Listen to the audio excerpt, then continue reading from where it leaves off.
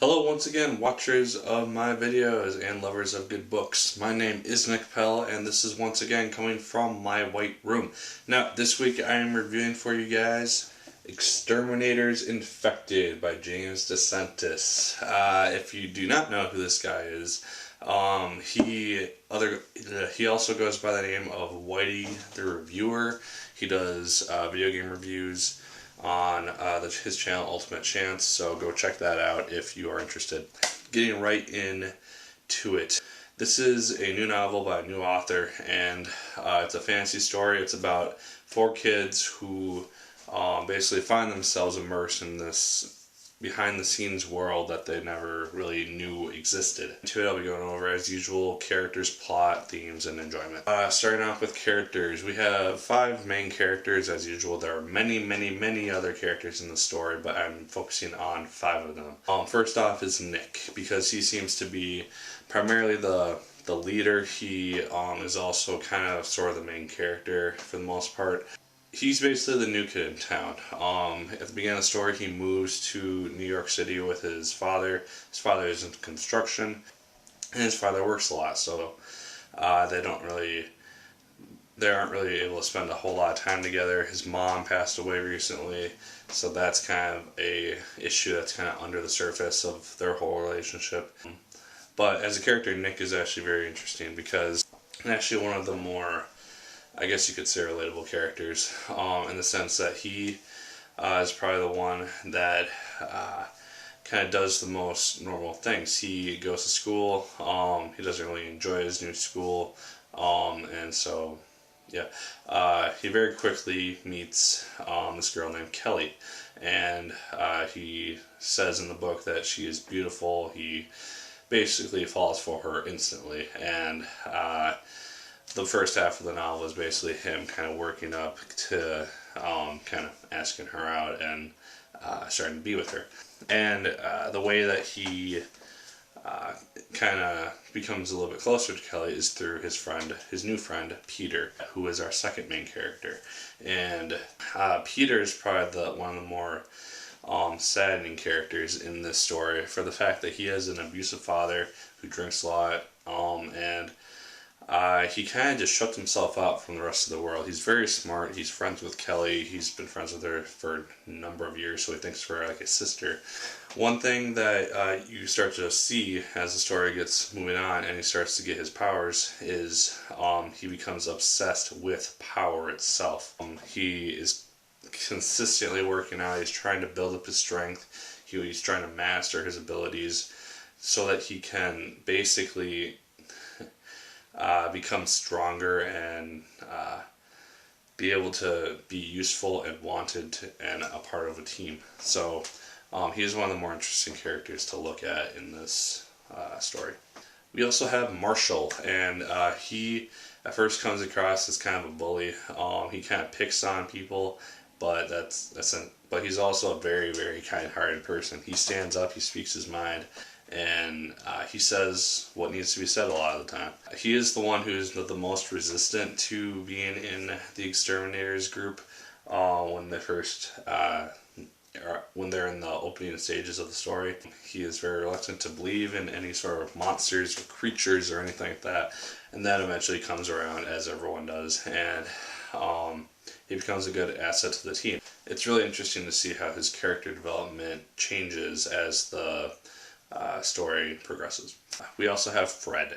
He and Marshall were friends as kids, but they grew apart as they kind of became two different people. Marshall kind of wanted to become more popular, and Fred didn't, so he kind of stayed in the shadows. He did his own thing while Marshall was trying to be popular and smooth with the ladies and everything like that. So that kind of caused them to grow apart. Since they're now on a team of the Exterminators, this kind of causes them to rekindle their friendship a little bit.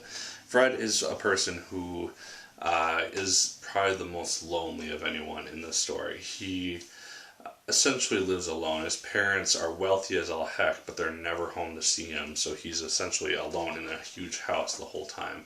He starts out the story slightly overweight, and he just really doesn't have an immense amount of confidence. He's very brave though, in the sense that he is the first one to kind of go out and fight these creatures, and he is someone to be admired in that sense in terms of how he deals with the situation. And our last character is Carl. He is the leader of this group of exterminators. These 4 kids, Fred, Marshall, Nick, and Peter. There's something huge that's happened in his past. It's not revealed in the story, but I'm assuming that it will be in either the next novel or the one after the next one. Carl is a person who seems to have a very dark past. He lost a previous group of exterminator kids. We don't know how this happened at all, but it causes him to kind of have some personal issues as the story progresses, and we see this throughout the whole novel. So getting into the plot, I covered a little bit of it just now. Essentially, these 4 kids, the story introduces them, sets up who they are, and that type of stuff. They each receive a letter in like the 2nd chapter or so of the book, and it basically tells them come to this address at this time, and basically gives no real other explanation besides that. And they all decide to do it just to see what it is about, and they all meet up. They don't really know each other that well at this point. They meet up, they meet Carl. Carl explains the whole exterminator business, which is basically a group that goes around and takes out these creatures called unknowns, which are monsters which come from another realm, and tells them that they basically have the job of taking out these creatures or exterminating them.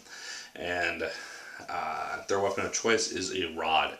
And now this is a very interesting weapon because it can transform into essentially anything that the user wants it to transform into, but doing so and using that weapon drains the energy of the user. So you have to use it quickly and efficiently, or else it's going to be more of a double-edged sword than a resource for you. So yeah, that's a very broad summary of the plot. I'll talk about the ending to the story, where I can kind of go into a little bit more detail after the credits for this video, so stay tuned to that if you want to see that. But I'll be talking about the ending, so there are always spoilers, so keep that in mind. But yeah, they basically get initiated into this group of exterminators, and then the story goes on from there, seeing problems develop with individuals and relationships, and just seeing these characters bond and things change. And it's a very interesting story. I actually enjoyed it a lot more than I thought I was going to. So just know that. Moving on to themes. One theme in the story is change, and this is seen in every character for the most part. We see everyone kind of go through an immense change in one way, shape, or form, Fred being the most obvious for reasons I won't state here. But also Marshall, when he's meeting with Carl later in the story, they kind of discuss the idea of change, and he brings up the fact that people don't actually change. They adapt to their situation, but they ultimately do not change as people. And I thought that was kind of, he went into a little bit more into it, but I thought that was a really interesting thing to focus on. Another theme in the story is power. This is primarily seen in Peter, for reasons I said before, in which he uses an elemental glove so he can produce fire, ice, thunder, any of the main magical elements that are seen in a lot of fantasy stories and video games. He can use that, and he is obsessed essentially with making himself stronger and being able to do more with this power. And because of that, he kind of loses focus from the other things that are kind of important. But yeah, power is the main focus in everyone, just more so in Peter for the most part. There are other themes in the story as well. I'm not going to really get into all of them. If you want to know my thoughts on any, leave a comment below suggesting one and we can discuss it. But getting into enjoyment, for the most part, I really did enjoy this book, much more than I thought I was going to be honest. There are grammar issues here or there, but they don't really detract from the story immensely. They are a tad bit distracting when they follow one after another. But that only happens in a few pages scattered throughout the book. For the most part, it's actually really well put together. The story as a whole is really well done. The ending to the story sets up the sequel really well. It leaves a lot of mysteries that need to be answered, and it kind of sets up some enemies. It sets up the enemies or potential allies for the next story, and I'm really excited for the sequel. And it's supposed to, I think James said that it was going to be coming out in January sometime. So know that. And that is my review for Exterminators Infected. Like, favorite, comment, and subscribe if you so choose. I'd appreciate it immensely. And like I said before, I'll talk about the ending very shortly here after the credits, so so stay tuned for that if you want to see my thoughts on that. So, as always, my name is Nick Pell, and once again, my good people, keep on reading.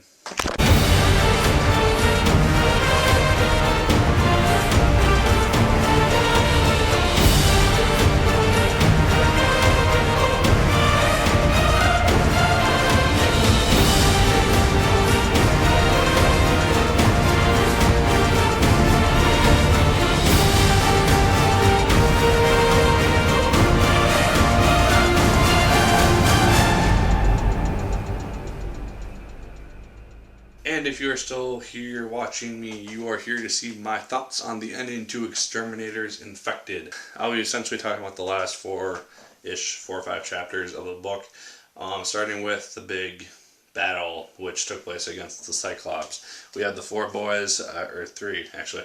We had Nick, Marshall, and Peter fighting off against this thing. They're getting their asses whooped. They're actually landing pretty decent blows. The Cyclops is just so powerful that they're not really doing a lot of damage. We have Fred, who had been locked up because he is turning into a wolf hybrid. He's essentially being possessed by the demon Riven. We don't really know what this creature is entirely. We know that it can possess people by biting them, which is what happened to Fred in the first battle with him. Fred comes out at the last second. Basically, the boys are all defeated. The Cyclops is about to take them down, and Fred gets grabbed. He's being squeezed to death by the Cyclops, and he knows that if he dies, the Cyclops is just going to kill everyone else. So he basically lets Riven take control. He gives in to him. Riven takes control. He kills the Cyclops very easily and walks away into the forest.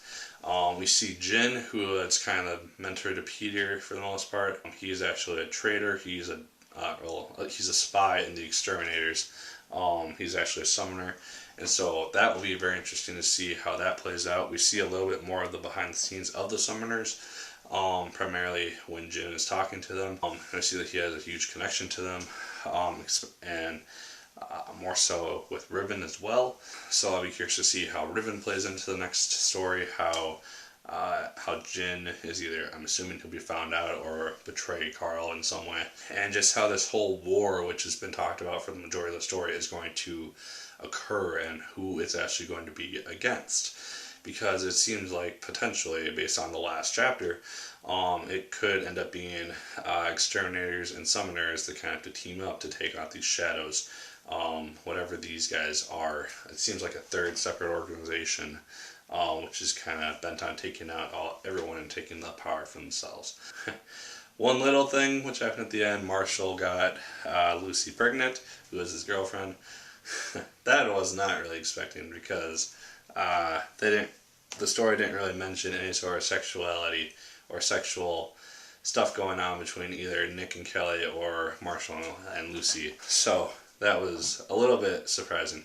But I mean, it'll be still interesting to see where this takes the story in the sequel. I'm assuming that very quickly into the sequel, Lucy will have her kid, and that will be interesting to see how that changes things for Marshall. Either the kid, I could predict this probably right now, Lucy or the kid will probably get taken by either the Shadows or the Summoners as hostages, and something very bad will happen with that. Or Kelly will. Kelly's going to find out about the secret somehow, some way, how she's just gonna get fed up with Nick not telling her stuff, and he'll have to say that, or she'll pressure Lucy into telling her. But those are my thoughts on the ending. I think I covered the majority of the stuff that I talked about. I did enjoy the ending very much. It set up the sequel very nicely, and I'm very excited to read it when it comes out. So, like, favorite, comment, and subscribe if you so choose. Comment below if you want to discuss the ending, or PM me, or video chat, or not video chat, video message, or whatever. As always, my good people, my name is Pell, and once again, keep on reading.